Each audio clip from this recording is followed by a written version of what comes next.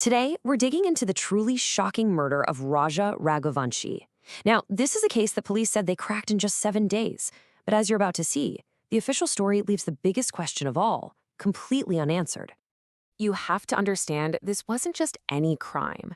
The murder of Raja Raghuvanshi grabbed headlines immediately. It put a ton of pressure on the authorities to get answers and to get them fast. And wow, did they deliver? The Meghalaya police managed to solve this entire case in just 1 week. 7 days. That is an incredibly fast turnaround for a complex murder investigation, from discovering the crime to having every main suspect behind bars. But that's the real question, isn't it? An arrest doesn't always equal an answer, and a quick conclusion, well, it doesn't always mean you have a clear motive.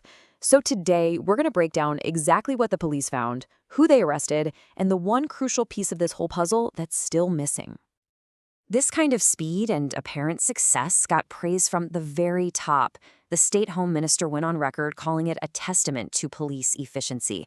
And just like that, the official story was set, a straightforward case of exceptional police work.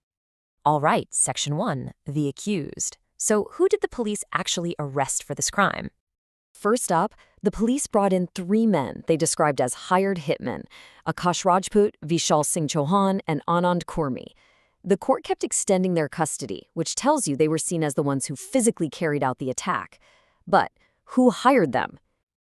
And that question led police to the alleged masterminds, the victim's own wife, Sonam Raghuvanshi, and her lover, Raj Kushwaha.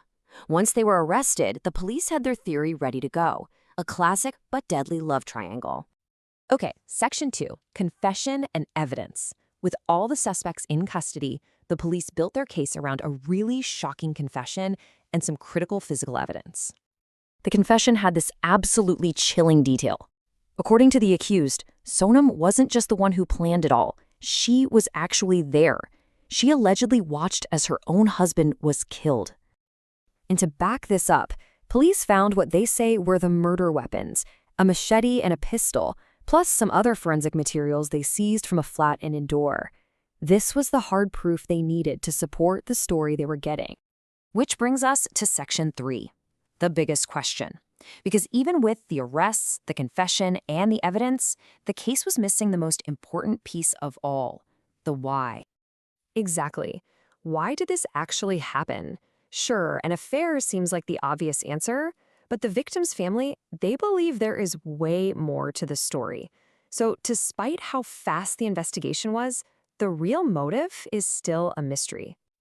Unwilling to just accept the police's version of events, Raj's family decided to take legal action. They went to the Meghalaya High Court and demanded a narco test for both Sonam and Raj Kushwaha. They're basically fighting for what they believe is the only way to get to the real motive here. Okay, Section 4, reality and a film story. And if you thought this story couldn't get any more complicated, well, this real-life tragedy is now being turned into a movie. The film is called Honeymoon in Shillong, and it's already in production.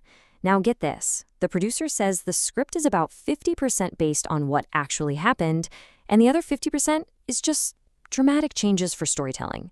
You have to wonder how a movie might end up shaping what people believe is the truth. And that's pretty much where things stand. The case is officially solved, but the family is still searching for a deeper truth. It really leaves us with this one big, lingering question. Will a narco test finally reveal the truth, or is the real motive going to be lost forever, somewhere between the official police report and the dramatic twists of a movie script?